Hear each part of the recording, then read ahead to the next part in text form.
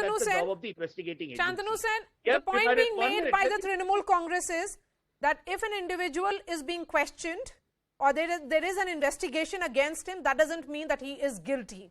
But if that individual occupies a higher office, a high office such as one of the top ministers in a government, what does propriety demand? And given the nature of evidence that has come out now, we have, this is the seizure memo which talks about all that has been seized, which includes, envelope having printed on it, Minister of in charge, Department of Higher Education, School Education, Parliamentary Affairs, Government of West Bengal containing 5 lakhs. There are several such documents which have been found from her home, which is certainly talking about her association. And why would these documents be at her home in the first place, which relates to Education Department? So all this evidence, can Trinamool Congress continue to make the argument that they are making, that this has nothing, there is no direct link that has been established, because Arpita Mukherjee, whatever said and done, is neither a TMC member nor is she directly linked to Partha Chatterjee. Look, there is an expression in our investigation which is called prima facie, and there is another expression of guilt. Prima facie is the starting point of investigation. This is beyond the starting point. After the investigation was started against a prima facie guilty person who was prima facie held guilty as corrupt, prima facie, by the ED, investigation started and a search was conducted. The search has revealed what you have said.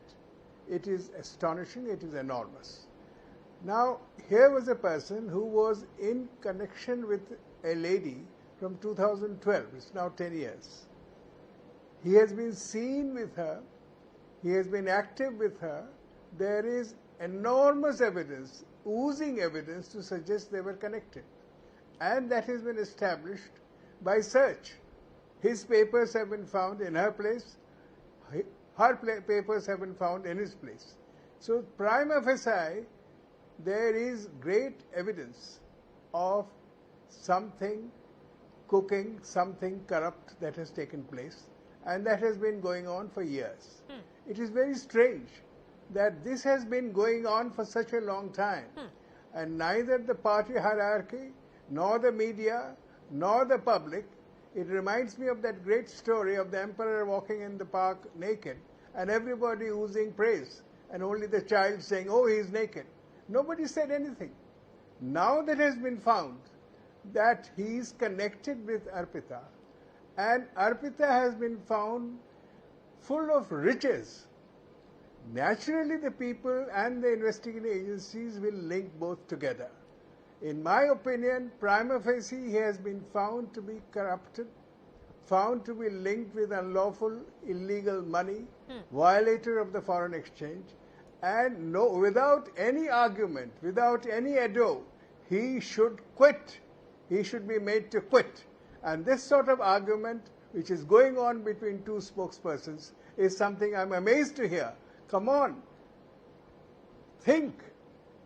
Here is a person who is connected for 10 years, and you are asking for evidence of connection? Yes. Here What is more a person evidence do you need? who Fine is enough. found with Kabir papers. Shankar Bose. It is not evidence, it is prima facie. It's prima facie. It's and prima facie is enough to ask a person to suspend. Okay. That's what happened in the past. Okay. If it is not happening now, then we are giving a lot of leeway to the corrupt person. Okay. Kabir Bose, looking at the documents purely and this particular document which has to do with that his the judgment that came on July 24th, 2022, where Justice Chaudhary talked about how he is the senior most cabinet minister and has immense power and position. It would not be impossible for the accused, with the aid of other political executives, to take shelter under the garb of serious illness and medical treatment to evade. That was the argument, particularly in this judgment.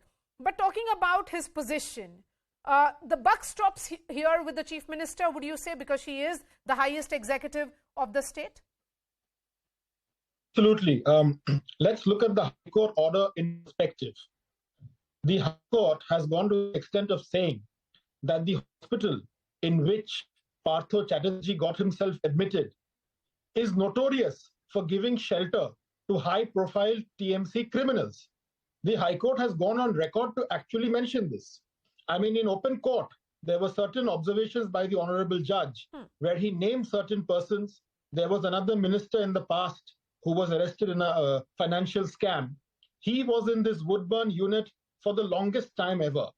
Recently, we've seen that some of TMC leaders also take admission in these hospitals, especially the SSKM hospital, to escape from interrogation by the central agencies. Now, this is a part of the state government. The overall responsibility lies with the Chief Minister. Did the Chief Minister knowingly give shelter to Partha Chatterjee in Woodburn unit of SSKM hospital? Did she knowingly instruct the doctors there that, look, declare him ill so he doesn't have to face interrogation?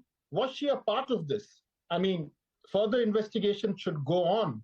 And if she was a part of it, law will take its own course. But yes, I do not believe, as a legal practitioner, Partha called her several times. I do not believe, she always says that she is in control of Bengal.